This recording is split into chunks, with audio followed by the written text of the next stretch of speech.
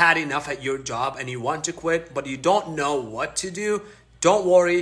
2 years ago, I was exactly where you are today. Here's what I did to change it, and now I work for myself. I used to have a job just like everybody else, and I'm gonna be honest as well.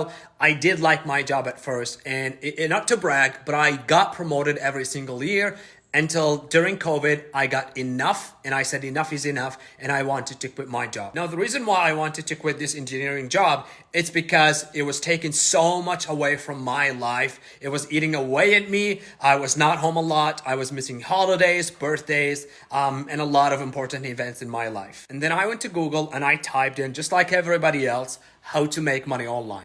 And that's when I came across a TikToker who was basically talking about side hustles and ways to make money online. And when he talked about affiliate marketing, I just got hooked. And then on TikTok, because of watching so many side hustles, I came across a $7 training course, which I'm sure you've heard a lot about. Was I afraid it was going to be a scam? Absolutely. But at the end of the day, I would rather get scammed 1,000 times than give up and say my life is not worth the risk. Now, because of this $7 training course, my life has completely changed. As you can see, I'm working from home.